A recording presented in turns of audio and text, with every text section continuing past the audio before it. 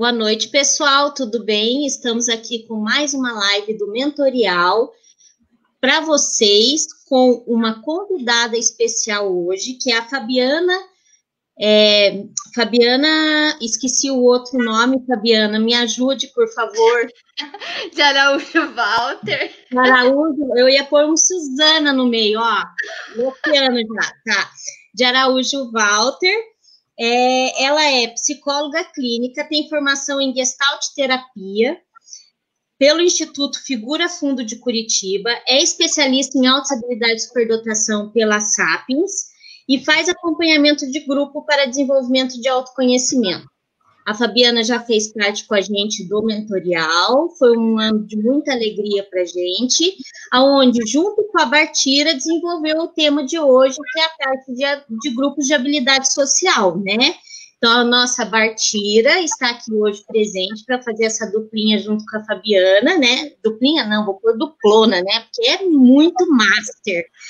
Ela é professora, psicóloga, especialista em altas habilidades, mestre na área de educação, atua na educação há 37 anos, sendo que 35 é na área da educação especial.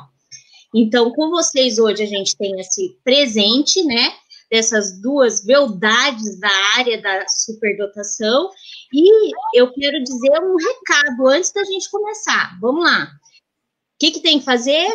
Curte lá a página, né?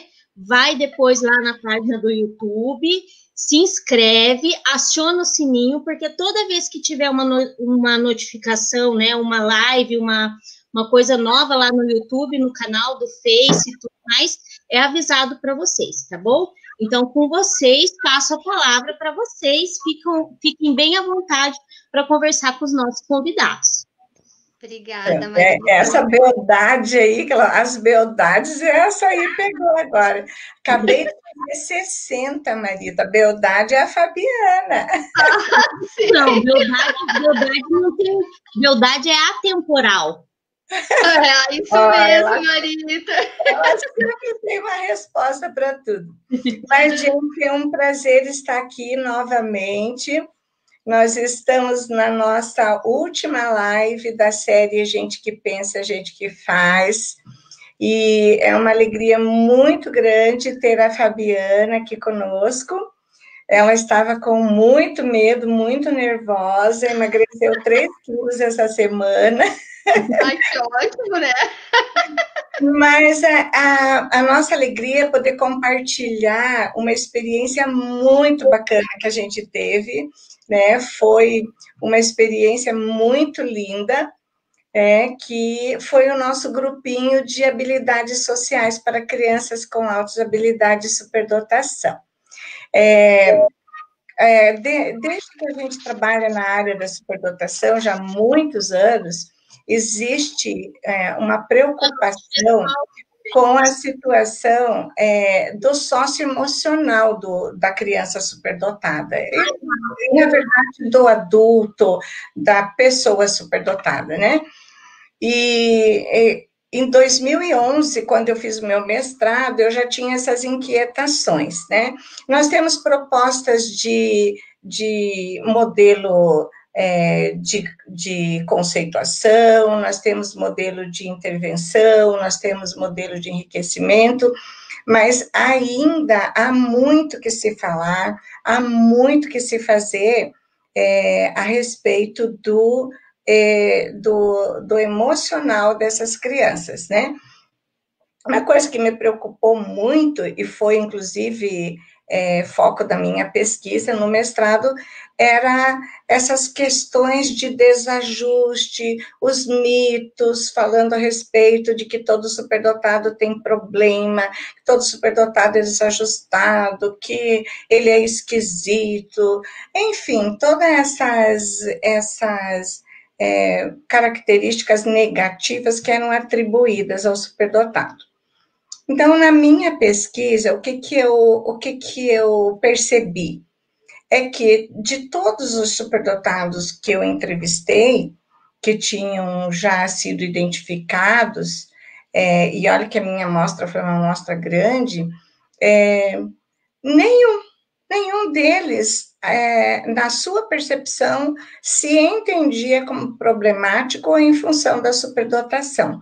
Eles próprios atribuíam a outras situações, a outras vivências, a outros contextos, o fato de fazerem um desajuste, terem um comportamento diferente ou fazerem um subrendimento na sua vida escolar.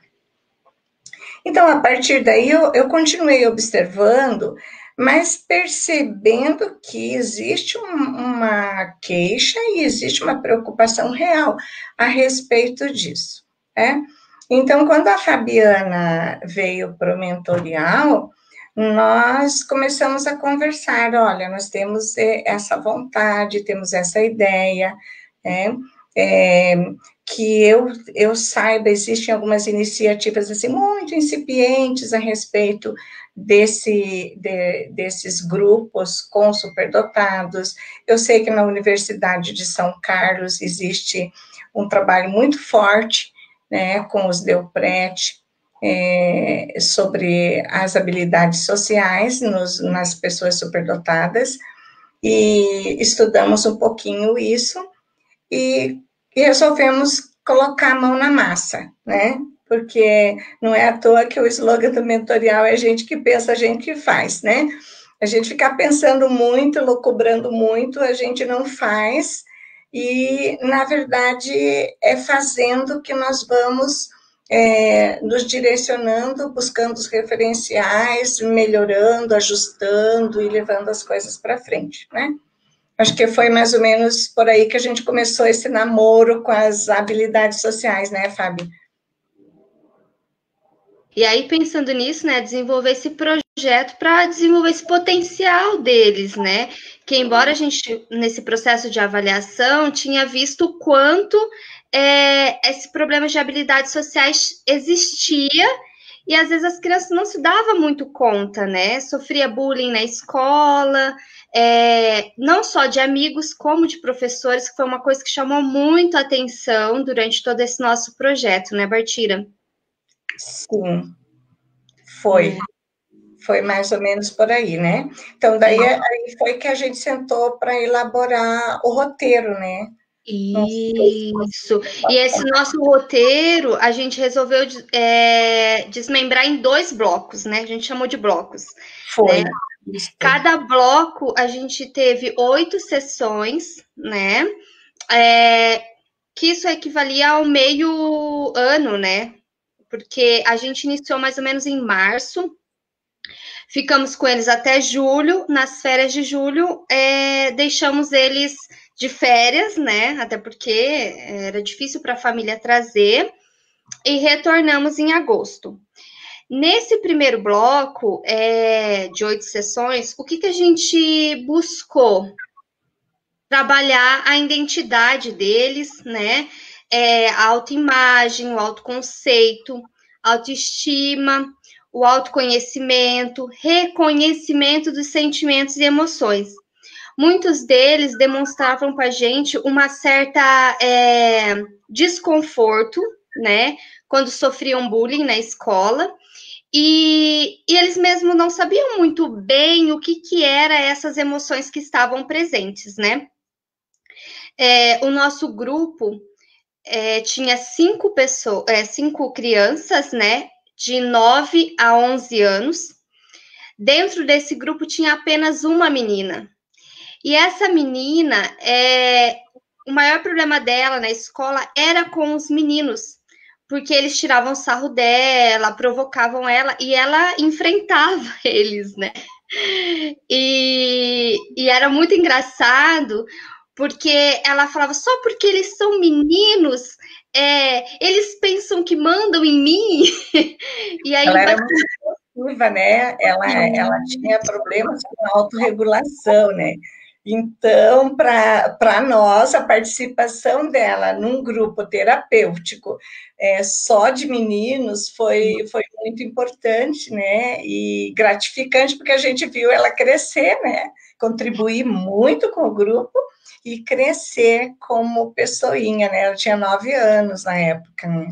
Isso, e além de tudo, né, quando precisava desse suporte emocional, ela estava lá firme e acolhia todos esses amiguinhos ali daquele grupo, né.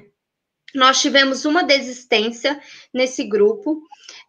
O menino, na época, tinha 11 anos, e até por uma certa maturidade dele, né, ele não conseguia muito se identificar com o grupo, né, trazia um certo desconforto, e ele pediu, né, ele veio, conversou, falou que ele queria entrar num próximo grupo de pessoas da idade dele, né, tamanha maturidade de vir conversar e explicar, né, por que ele estava se retirando do grupo. Mais para frente nós tivemos aí a entrada de um outro menino. Então nosso grupo ele sempre foi de 5 crianças, né? E sempre uma única menina.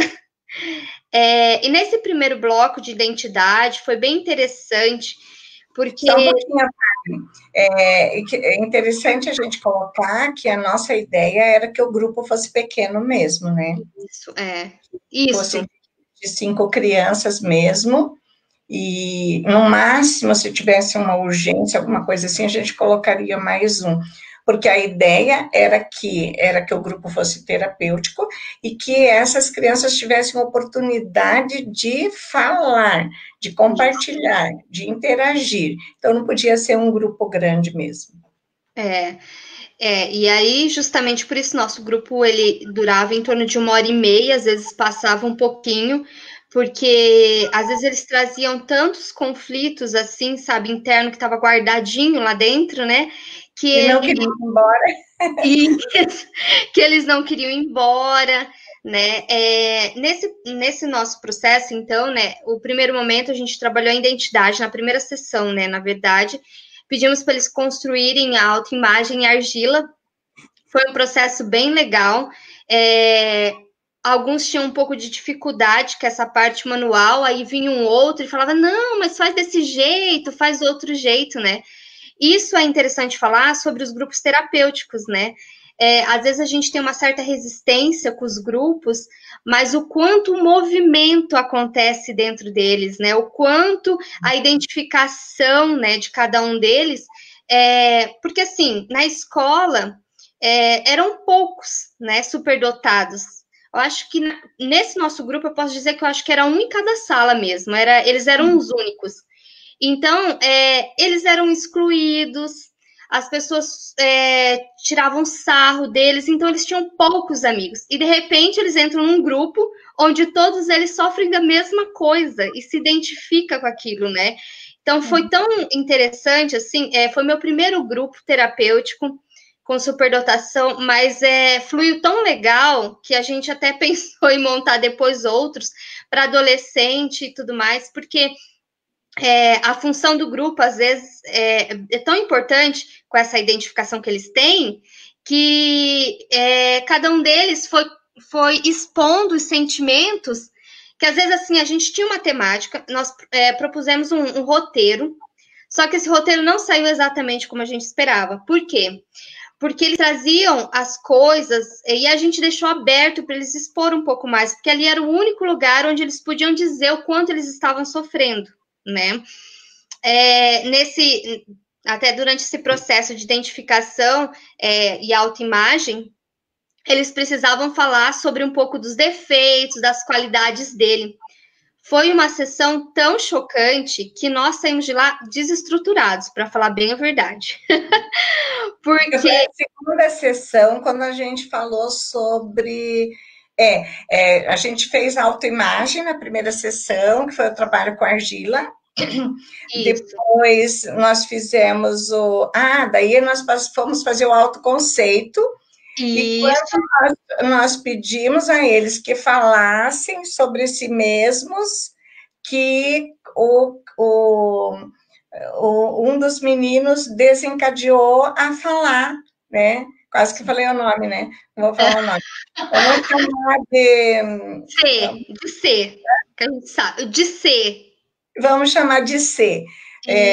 O CE, né? O nosso CE desencarrilhou a falar, ele não conseguiu falar de características positivas e negativas dele, porque ele começou a se reportar situações que aconteceram na escola, de amigos, por exemplo, que pegavam os desenhos dele, amassavam e jogavam no lixo, e daí o grupo todo entrou em acolhimento, aí começamos a viver um verdadeiro grupo, né? Porque daí a menina falou assim, você, acho que não, um outro menino falou assim, o Paulinho lá, vamos chamar de Paulinho aqui, né? O Paulinho disse assim, ele fez isso, não ligue, ele fez isso porque ele tinha inveja de você. Aí a menina já salta de lá e diz assim, vai, que ele nem sabia desenhar igual você desenha, e começaram assim a acolher, né? E ajustar, né, aquele grupo, né? Foram se ajustando entre eles com a própria identificação. E nós tínhamos um Marquinhos que não, né? Ele é hiperativo, de fato, extremamente agitado, e naquela sessão ele ficou prestando atenção. Ele não se... Nossa, eu acho que até ficou quieto, porque eu não lembro dele ter ficado, porque ele não parava quieto, né? E ele parou, né? E ficou olhando aquele grupo, né? E ver todos eles falando, mas olha, porque o meu amigo jogou, do que minha professora falou, porque a minha professora disse, sim, quem vai ser o chato que vai ficar aqui no seu lugar? Porque ele estava mudando do município para o estado, né? E eu acho que foi uma das cenas mais chocantes, assim, de ver que ele foi reclamar e o próprio professor fez isso com ele, né? Ele estava tão dolorido, que ele falava com tanta intensidade, assim, né? Aquela sensibilidade, né? Que normalmente superdotado tem, né? A hipersensibilidade, mas era intenso, um sofrimento real mesmo, né? Uhum. Foi uma sessão assim realmente muito intensa, tanto para eles quanto para nós, né? Porque nós saímos, como a Fabiana falou, saímos de lá bem mexidas, porque nós vimos que essas crianças, nossos 5 alunos, pacientes no caso, porque era um grupo terapêutico, né? Eles estavam realmente muito feridos, e daí um atrás do outro começou a contar suas experiências de mágoa, né, com colegas, com escola, e foi assim muito muito triste. Daí para mim como professora, né, a Fábio não é professora, mas é mãe de estudante, né, ouvir uma criança falar com tanta mágoa assim, a minha professora falou para a turma, quem será que vai ser o chato que vai ficar no lugar do CE, né? Então, aquilo, assim, marcou muito. E daí, um atrás do outro começou a falar, menos o agitado, o hiperativo, né? Ele se acalmou, né, Bertina? Foi interessante ele se acalmar para ver os amigos falar sobre os sentimentos, né?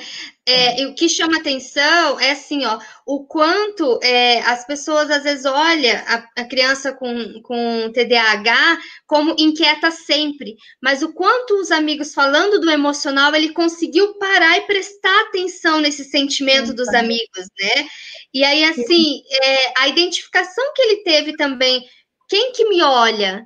Quem que me escuta, né, nessa minha agitação toda? O que ele queria mostrar com essa agitação toda que às vezes ninguém via, né? E naquele momento ele teve a oportunidade de ouvir e ser ouvido, né? E foi muito legal, né? Porque daí no final da sessão ele falou assim, não foi no final, acho que foi do meio para o final, depois que acalmaram seus ânimos ali, ele falou assim, agora eu sei que eu devia fazer parte desse grupo. Porque eu entendi assim que ele pensou assim, eu não estou sozinho, né? Eu não estou sozinho. Então, tudo isso que eu passo, né? O CE também passa, o Paulinho também passa, a menina também passa. Então, todo mundo, né? Começou ali, virou um desabafo total, né? Foi a sessão realmente de abrir as feridas, porque foi bem, bem difícil, né? Estão perguntando, Marita, a idade das crianças, né? A gente tinha alguém idade, de 8, né? A Elaine Brígido está perguntando sobre a idade das crianças, mas ela também pergunta se TEA com altas habilidades pode também participar de um grupo de habilidade social. Pode sim. Pode sim. Claro. Porque, veja, a Fábio, eu acho que tem, embora ela disse que foi o primeiro grupo terapêutico que ela fez, ela tem uma formação gestáltica, né, que ela deve ter essa... Que a gente entende o indivíduo como um todo, né? Não é com particularidades. A gente tem todas as partes, mas que a gente pode transformar o indivíduo num todo. E olhar para esse indivíduo como ele se apresenta, né? Não tem como a gente falar assim, se posicionar, tem TEA, é disfuncional, é funcional. Quem disse, né? Porque, às vezes, eles são extremamente funcionais dentro de um grupo, né? E é desse momento que eles precisam para ser acolhidos. Exatamente, um grupo onde eles vão se sentir acolhidos, né? O superdotado tem características socioemocionais diferenciadas, eles são hipersensíveis, até nessas situações em que eles trouxeram para a terapia, lá para o grupo, é possível que algumas situações fossem tiradas de letra por outra criança, né? Que não tivesse um senso de autocrítica tão grande, um senso de perfeccionismo, uma necessidade de aceitação, porque eles se percebem diferentes, né? Então, o TEA pode participar, sim, até porque, se tratando de grupo terapêutico, gente, cada grupo é um grupo, né? E eles se ajustam, né? A própria Gestalt fala, né, que um rio, ele nunca mais ele passa pelo mesmo lugar, porque ele já passa diferente, né? E esse grupo, ele não vai existir outro igual, né? E na outra sessão, não era mais o mesmo grupo. Vejam, é interessante a gente ver que teve 2 momentos muito interessantes, Marita, que um foi esse, onde esse menino, ele pega e ele fala, agora eu sei por que eu tinha que estar nesse grupo. E daí, um outro menino, ele começa a contar uma situação de um coleguinha que provocava ele, provocava durante muito tempo, e ele falava para a professora, reclamava, ninguém fazia nada, e até que chegou ele começou a ficar ruborizado na sessão. Ele começou a ficar vermelho, parecia uma panela de pressão. Eu tinha a impressão que ele ia explodir na minha frente. Porque ele começou, a raiva dele era tão grande. E ele era um menino tão doce, tão meigo, tão assim, querido, educado, que eu fiquei chocada de ver ele começar a crescer em raiva. Aí nós perguntamos o que ele estava sentindo, ele falou que era muita raiva, ele tinha muita raiva dentro dele. Então, essa sessão foi assim, e foi nossa segunda sessão, onde eles dispararam, né, em colocar suas emoções para fora. Eram situações que algumas situações as mães nem sabiam, né, Fábio? Pelo que eu me lembro, a gente fez o trato do sigilo, e eles sabiam que nós não íamos conversar com as mães, né? Enfim, tivemos que encerrar essa sessão e fomos para casa, assim, totalmente mexidas, né? Mexidas. 15 dias depois, continuamos. Essas crianças estão muito feridas, não, elas estão muito magoadas, elas estão muito feridas, era muita ferida, era muita dor. Então, o que a gente fez? Eu falei, Fábio, vamos fazer uma sessão do perdão, porque essas crianças, elas precisam liberar perdão para essas pessoas, né, e para que elas possam seguir em frente, né, e daí foi onde a gente planejou. Na outra sessão, a gente planejou retomar o assunto e fazer a sessão do perdão. Daí, antes disso, a Fábio estava me lembrando que teve uma menina que daí ela não, antes da sessão do perdão, era a vez dela, né? E aí ela falou assim, não, mas antes de perdoar, eu preciso contar para vocês, porque eu tô sofrendo muito. E aí ela contou um contexto familiar, né, que ela estava vivendo, né, mas era tanto sofrimento que essa criança soluçava mesmo, assim, sabe? E falava, nossa, mas eu tô muito triste por isso, e foi contando, né? Não vou abrir, né? Porque além de tudo a gente tem que manter o sigilo, mas foi com bastante intensidade. Então, nós organizamos essa sessão de perdão, onde nós, né, se vestimos das pessoas que magoaram eles, né, que fizeram toda essa situação com eles. Então, a Bartira como professora, eu como alguém da família, aí depois se vestimos como amigos, né? E essas crianças puderam colocar para fora tudo que estava sentindo por aquela pessoa e a gente se vestir dessa pessoa e pedir desculpa e falar o que a gente podia fazer, né? Foi um cenário, na verdade, né? Onde a gente criou para que eles pudessem elaborar esse sentimento deles, né? Se a gente fez eles em nome, né? Lembra que a gente fez o papel do agressor e nós confessamos o que fizemos com base naquilo que eles falaram. Então, assim... Isso, na realidade que eles tinham, né? Na realidade que eles tinham daquela situação, né? Porque talvez o agressor nem sabia que tinha magoado tanto eles, né? Mas ele tinha aquela intensidade. Pode não ter sido daquela forma, mas eles sentiram assim. E na terapia, o importante é como ele sentiu e como ele observou aquilo.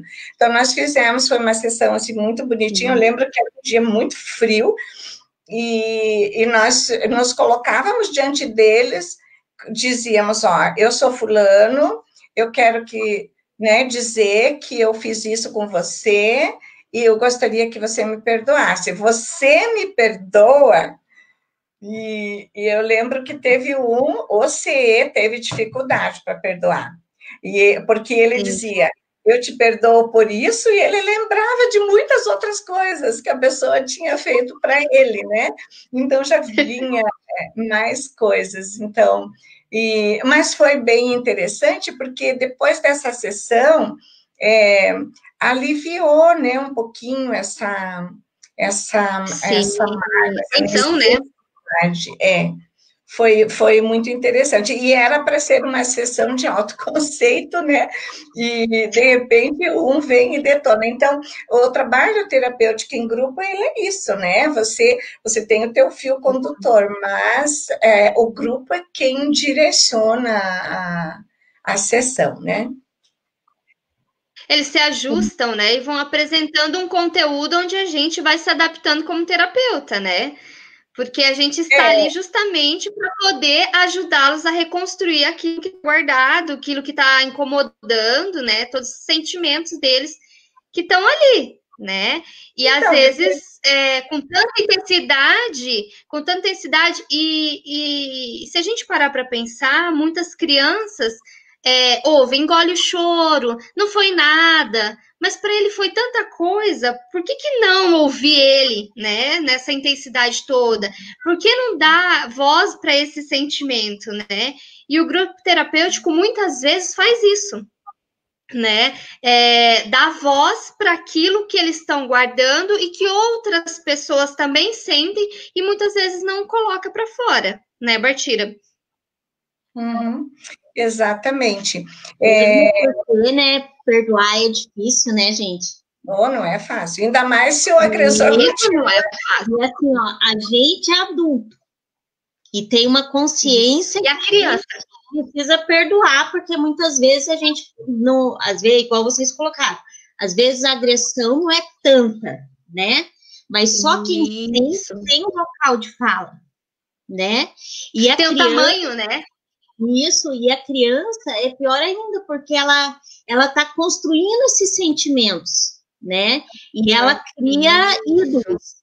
E normalmente o educador, o professor que está ali, ele tem uma simbologia para a criança, né? E vai lá e esmaga uma essa hierarquia, simbologia. É difícil perdoar. Isso. Não é fácil, não. Mas, enfim, nós fizemos conviver, né, com isso, né? Depois dessa experiência, o que a gente fez? A gente tentou retomar o autoconhecimento, porque para nós era muito importante trabalhar antes de entrar num treinamento de habilidades sociais, porque habilidade social a gente constrói, a gente desenvolve, a gente treina. Ninguém nasce habilidoso socialmente, né? Então, assim, voltamos a trabalhar a questão de identidade, autoconhecimento. Então, nós utilizamos o material da Zilda Delprete, né, que é o HSC, deixa eu até ver aqui o nome, SMHSC Delprete, que é um teste de habilidades sociais que tem um caderno de atividades. Então, daí foi muito interessante. Antes disso, nós fizemos, acho que foi as características positivas, o que eu sou, o que eu não sou, né, Fabi? E daí eu achei muito interessante compartilhar aqui, por exemplo, que a gente tirava os baralhinhos, e daí um diz assim, eu sou mal educado, aí ele punha embaixo, um pouco, emotivo, só quando estou doente. Então, eles sempre tinham um argumento, né, para acrescentar naquilo, na autoavaliação. Preguiçoso, né? Muito, ele punha assim, muito, né? E aí ele colocou, deixa eu ver o que mais. A maioria das coisas ele não sou inquieto, só a minha irmã. Olha que bonitinho. Não a sou atrevido, né? Às vezes. Ele é assim, não sou atrevido. Às vezes. Aí ele achava que ele não era habilidoso, no entanto, ele é muito habilidoso, esse menino. Não sou discreto, não sou imaturo. Aí, de novo, ele põe entre parênteses. Às vezes, né? E tinha um outro que achei muito legal. É que daí de autoestima eu separei esses aqui, porque eu achei muito interessante sempre ter aquele, que o superdotado, ele é assim, né? Ele sempre tem um comentário a mais, né? Ele sempre acrescenta, ele sempre tem uma novidade, uma crítica, um porém. Esse menino, principalmente, ele é bem assim. Mas quando nós fomos para o treinamento de habilidade social, nós trabalhamos, né? Comportamento habilidoso. Acho importante falar sobre o final, Bartira. Como que a gente encerrou, né, esse semestre aí, né? Nós encerramos com eles, porque daí nós tínhamos as férias, né? Para começar o treinamento. Tem razão, isso foi depois. E aí, aí antes das férias, na nossa última sessão, a gente fez como eles tinham construído essa relação de amizade entre eles, de identificação, nós pedimos para que eles fizessem uma carta para cada um deles, né, com quem eles se identificavam mais, colocando, né, o que eles tinham sentido por esse amigo, qual a identificação que eles tinham por esses amigos, né?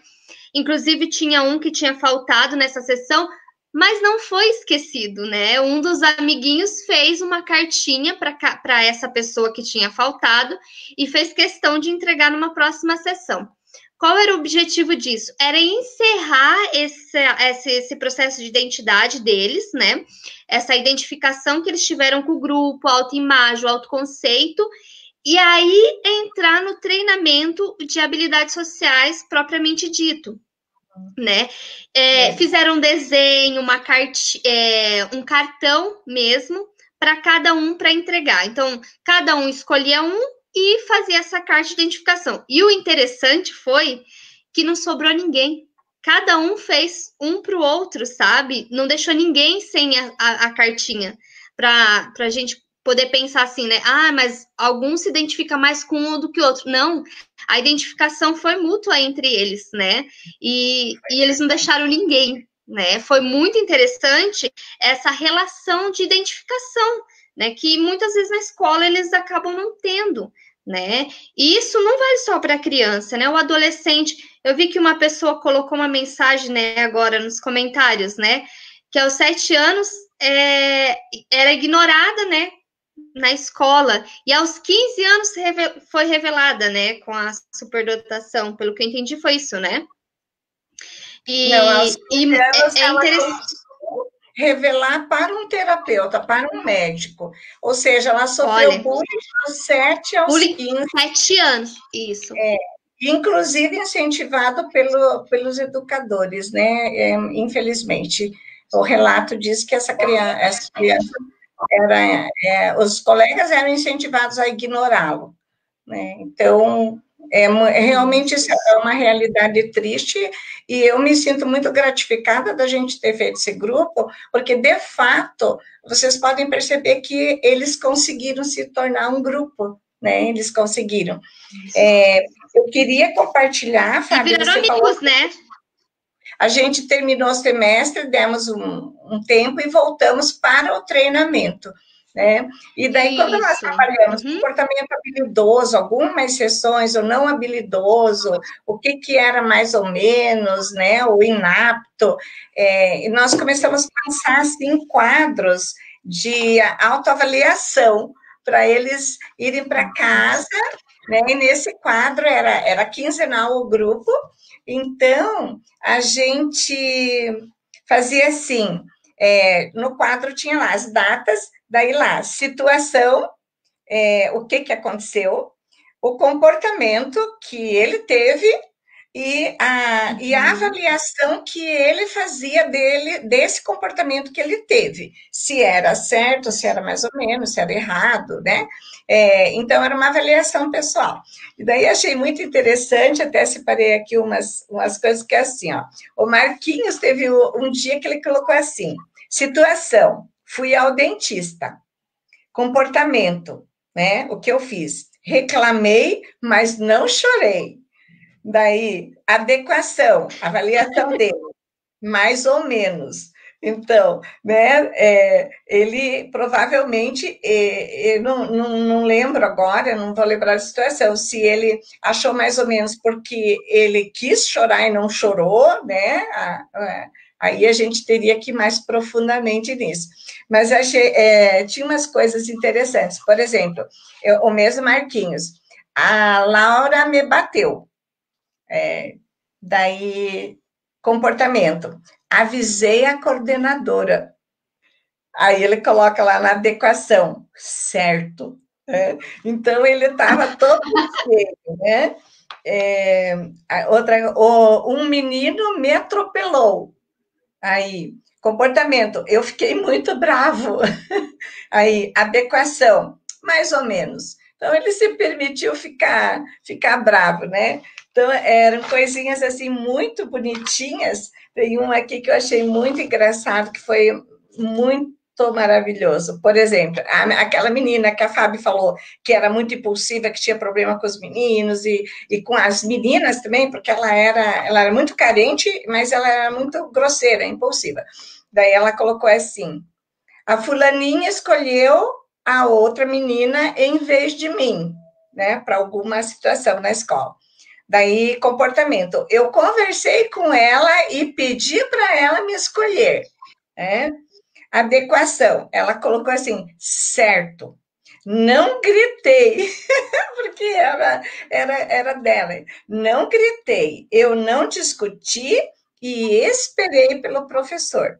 Olha que bonitinho, já lá na frente a autoavaliação dela, né? O quanto ela conseguiu se conter, né? Não se comportou impulsivamente como o normal, né? Que ela normalmente fazia, né? E o interessante é que dentro do grupo ela não era impulsiva, ela era quem acolhia, né? Isso. No lugar que ela tinha a oportunidade de ser quem realmente ela era, ela acolhia ao invés de ser impulsiva, agressiva. Muito isso ser agressiva. 6 dias depois que começou esse treinamento, ela fala assim, hoje eu fui para a missa. Aí, comportamento, dormir. E daí a adequação, olha a avaliação dela, errado, porque eu estava na presença de Deus.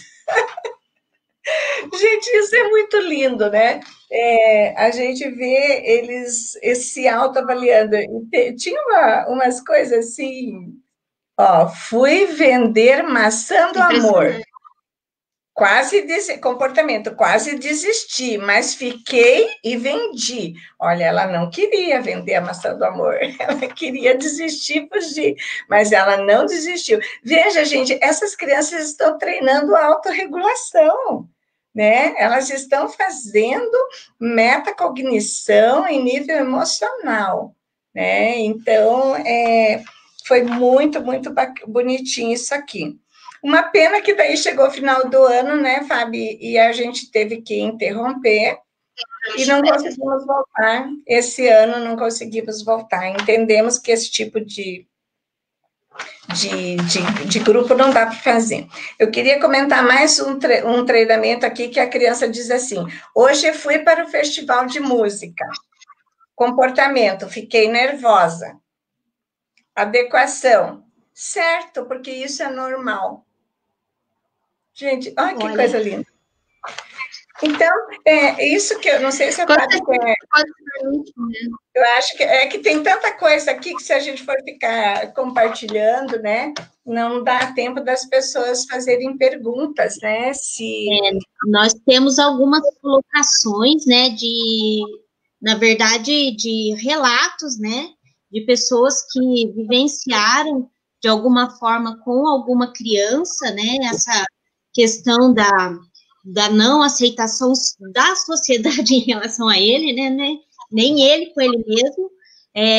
A gente tem o Eusébio, né, que trouxe aqui para a gente que ele é professor, né, foi professor do projeto do Polo Olímpico de Treinamento Intensivo das Olimpíadas de Matemática da Federal, né, do Paraná, e que um aluno entrou lá todo revoltado, chutando cadeira, né, e todo desajustado, né, e que com o acolhimento que ele fez, tudo, esse aluno começou a mudar o seu comportamento diante disso, né, diante do acolhimento. Então, acho que a palavra maior, quando a gente fala em grupo de habilidade social, é essa questão do acolhimento, né, porque quando a gente vai para um grupo, né, profissional ou não, e a gente que é adulto não se sente acolhido, a gente já desencadeia N situações, né? No nosso caso, desencadeia gastrite, desencadeia distúrbios, né, emocionais e tudo mais. Agora, imagina a criança, que é igual eu repito, né? Que não sabe lidar com esse sentimento que está sendo construído, então ele vai mesmo, desculpa a palavra, mas ele vai mesmo para porrada, ele vai mesmo para chutar cadeira, porque é o jeito que ele sabe, né, Marita? É o jeito que ele tá falando, porque ele ainda conta, né? E é o jeito que ele tá falando assim, gente, por favor, me escutem, né? E a gente sabe que, por exemplo, quando a gente passa por um momento de raiva, eu mesmo sou uma pessoa que tem que, às vezes, me controlar bastante, né? Passa por um momento de raiva, a vontade é de socar a cara, só que eu sei que socar a cara não é uma questão, não está dentro do padrão social, de um comportamento social esperado, né?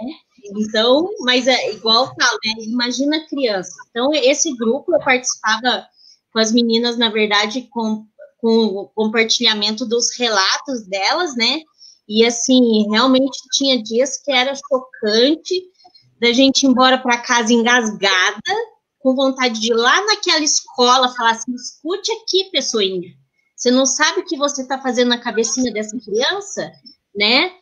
Está destruindo sonhos, está destruindo, né, emoções, né? Então, é bem complicado. Tem uma situação, nós atendemos essa criança, a Fabiana não chegou a conhecer, foi um pouquinho antes dela chegar no mentorial, que ela tinha uma criança extremamente superdotada, com QI muito alto. Foi você que avaliou comigo, inclusive, que essa criança ela tinha tanta angústia, tanta ansiedade, que ela arrancava o cabelo. Ela tinha uma falha que parecia uma tiara na cabeça, Tamanha sem ansiedade. cabelo. De tamanha ansiedade, ele enrolava a mão assim, e ele não aceitava que eu cortasse o cabelo, né, dele. Então, assim, ele tinha um cabelo, assim, bem lindo, todo cacheadinho, assim, mas aqui ficava uma faixa, assim, de couro cabeludo mesmo, porque ele enrolando os cachinhos dele, assim, na ansiedade dele, até arrancar. Aí, então, mas olha só, se vocês pararem para pensar, né, eu acho que é uma coisa interessante a gente falar, né? Olha quanto ajustamento ele teve que fazer para suportar aqueles ambientes, né, que ele estava, né? Ele podia muito bem sair agredindo, então, todo mundo, ou sei lá, descontando em outras pessoas, e ele foi se ajustando nele mesmo, né? Um ato punitivo para poder dar conta daquele ambiente que estava totalmente disfuncional. Como psicóloga, sabe, a criança não, qualquer um, né? Se você não tem uma válvula de escape para você colocar o que você pensa, o que você sente de forma adequada, né? Sem ser agressivo, mas ser assertivo, mas dizer o que você pensa, o que você sente, e você não tem esse espaço de acolhimento, de escuta, você fica doente. Aí é pior, ao meu ver, é quando a criança faz um sintoma, ela começa a somatizar e ela se pune, adoece. né? Se pune. Então, é muito é um triste. ato punitivo consigo mesmo, né? Por conta de que não está dando conta daquele ambiente totalmente estressor. Então, antes que eu faça para o mundo, eu faço para mim mesmo, porque eu dou conta, né? E o mundo socialmente não é aceito, né? Para poder ser agressivo, pensando. E isso piora ainda mais quando ele tem inteligência interpessoal muito desenvolvida. Porque daí ele começa poxa, eu aceito tanto o outro, né? Como é que o outro não me aceita? Né? É bem complicado. Eu até me engasgo assim, porque a minha raiva, ela vem no choro, né? Porque eu vou te escrever para o próximo grupo de habilidade social. Me escreve, mas aí me escreve lá para adultos.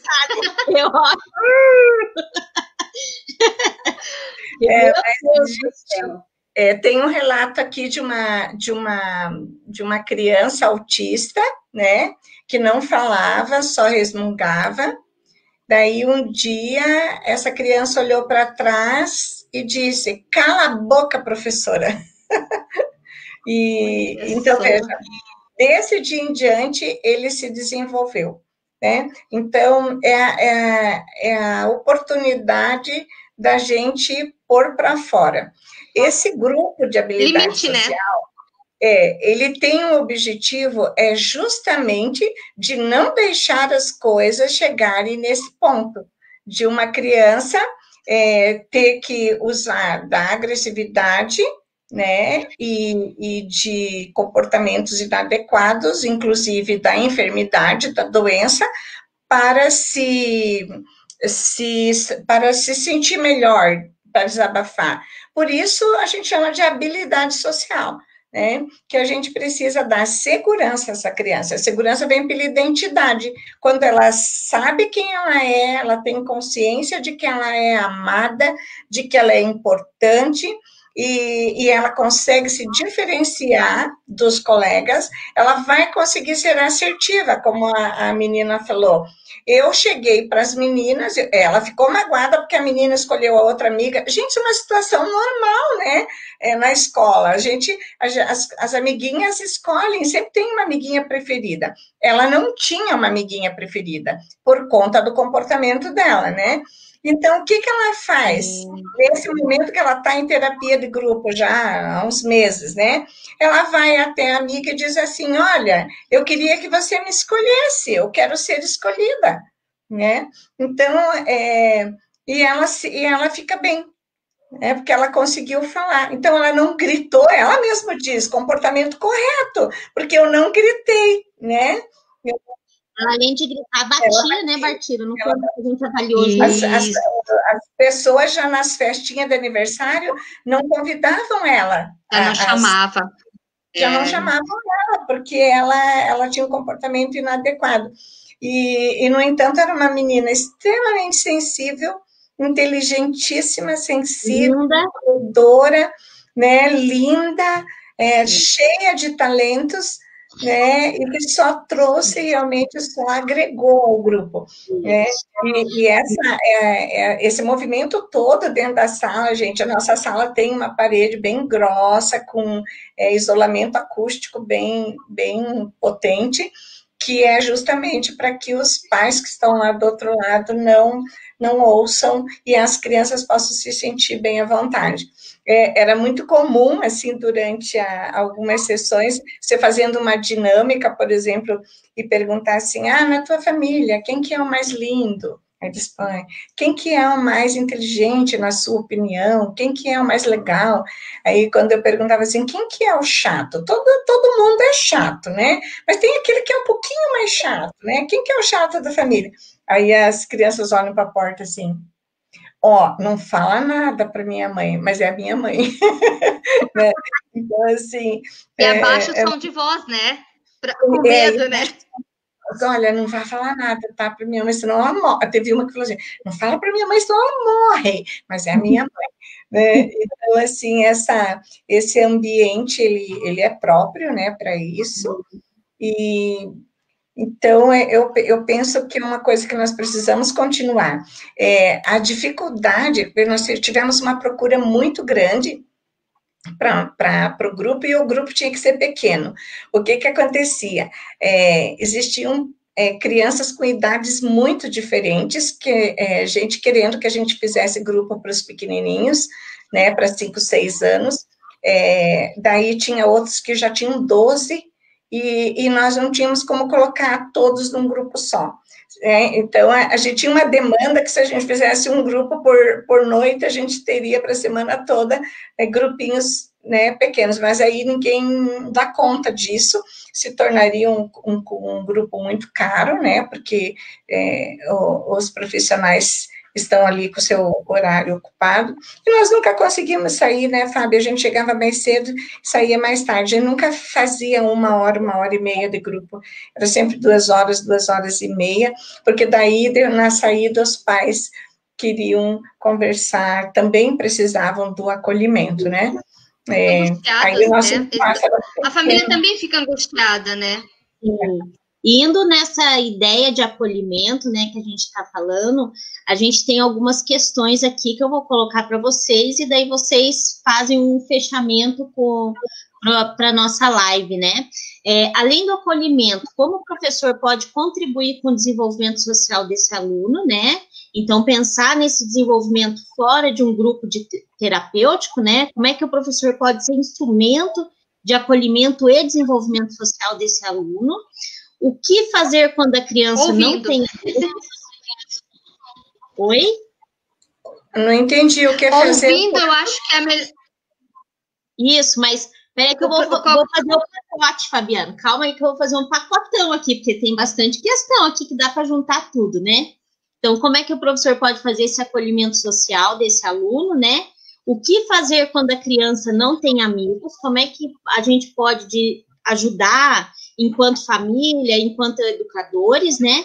E, para fechar esse pacotão de perguntas, por que o superdotado também desenvolve depressão ou síndrome do pânico? Que daí eu acho que a gente consegue fazer o fechamento dessa ideia de grupo de habilidade social e deixar o nosso recado aí, né, de como a gente pode fazer a diferença na vida dessas crianças, tá bom? Então, Fábio, você responde as 2 primeiras, que são mais difíceis, eu respondo a última, que é mais fácil. Eu acho que, além do acolhimento, é ouvir essas crianças, né? Porque eu acho que o mais importante dentro da escola é os professores poder ter um tempo e olhar para essa criança, né? Porque eles dão sinais que estão precisando de ajuda, dão sinais que os amigos estão ali incomodando eles, né? E parar, às vezes, de olhar para essa criança só como um cognitivo, que, além do cognitivo, eles também são emocionais, e muito emocionais, né? Então, olhar para essas crianças e ouvi-las. Eu acho que, para mim, um dos papéis do professor na escola mais importante é isso. Com relação à amizade, né, como ajudar essas crianças, né, a desenvolver essas amizades, é tentar não só pontuar essa criança como cognição. O fulaninho tira 10 sempre. O fulaninho vamos pedir para o fulaninho responder que o fulaninho sabe. Então, isso vai criando um contexto dentro daquele ambiente de sala de aula, que às vezes a criança se sente só cognição. E ela não é só isso, né? Ela é muito mais do que isso. Ela tem outras coisas que elas pode se desenvolver junto com os amigos, né? Essa relação social se dá muito pelo julgamento, que às vezes acontece dentro da sala de aula. Não só pelo professor, né? Mas pelos amiguinhos, que só vê ele como algo cognitivo. O que mais? Qual que era a outra? É isso aí. Não, é muito bem colocado. Eu acho que existem algumas estratégias que o professor pode lançar mão em sala de aula para que essa criança possa ter oportunidade de ter amigos, porque alguns não são tão fáceis assim de ter amigos, né? Alguns são seletivos, alguns são impacientes com os colegas, então eles também precisam de ajuda nesse sentido. Eu acredito que a gente pode responder essa questão para essa pessoa, em relação ao professor, que é uma questão mais profunda, mas existem formas, sim. A primeira é o que a Fábio falou, olhar. Ele está dizendo, olha para mim, eu sou alguém, eu preciso de ajuda, eu quero ter amigos também, e acolher essa criança e ouvi-la. Mas existem coisinhas que a gente, como professor de sala de aula, pode fazer, sim, no sentido de ajudar as outras crianças a verem essa criança com as suas potencialidades, mas também que ele é um cara legal, que ela é uma menina bacana, né? E em relação à pergunta lá de por que o superdotado também desenvolve depressão e síndrome do pânico, eu diria assim, ele desenvolve qualquer coisa que qualquer outra pessoa pode desenvolver, porque a superdotação, ela não é uma entidade, ela é um perfil, tá? Então, assim, não existe a superdotação voando por aí, que é um pacote cheio de potencial, mas também cheio de doenças, de problemas. Não. O indivíduo superdotado, ele está sujeito a ter qualquer distúrbio, qualquer problema, qualquer enfermidade, qualquer doença, e também vantagens como qualquer outra pessoa. O que eu poderia dizer? Existem situações que podem favorecer, né, o aparecimento, ou o surgimento, o desenvolvimento de alguma outra comorbidade que a gente chama, mas isso não é porque ele é superdotado. É porque existe uma condição nele, outra condição. Ele é ser humano, né? É porque ele é ser humano. Exatamente, tem que ficar claro. O superdotado pode ter gripe, gente, pode ter resfriado, pode ter diabetes, pode ter pressão alta, pode ter transtorno. E pode ter dificuldade, né? Pode ter dificuldade na escola também. Exatamente. Como ele pode ser um poste do desenvolvimento, ele pode ser um astro esporte da comunicação, ele pode ser criativo, ele pode ser atraente também, né? Vamos parar, isso é um mito que já deveria estar superado, de que o superdotado, ele é sinônimo de problema, de distúrbio, de disfunção, né? Isso é uma condição que pode estar associada ou não. Não sei. Bom, meninas, olha, nosso tempo, infelizmente, está chegando ao fim, né? Eu queria dizer que, mais uma vez, foi uma alegria enorme estar aqui, né? Mediando essa live. Eu me sinto presenteada todas as vezes que me convidam para mediar, porque... eu gosto, né, gente? Quem não gosta Quem não gosta de estar em contato com as pessoas, mesmo que esse novo contato, né, que é um contato virtual, a gente faz essa interação. Então, quero agradecer, Fábio, a sua disponibilidade para estar aqui conversando, né, com os nossos convidados aqui que participaram da live, a Bartira também, e eu vou dizer que vocês têm ali uns 30 segundinhos para dizer tchau para o pessoal, e eu já vou deixar meu tchau. Beijo bem grande para todo mundo. Tchau, tchau. Muito obrigada, gente, por ter me chamado também. Fiquei muito feliz com esse convite, tá? Obrigadão. Gente, nós vamos dar um tempo de live. Tchau para vocês. Até a próxima série. Foi muito bom estar com vocês. Beijo grande. Beijo.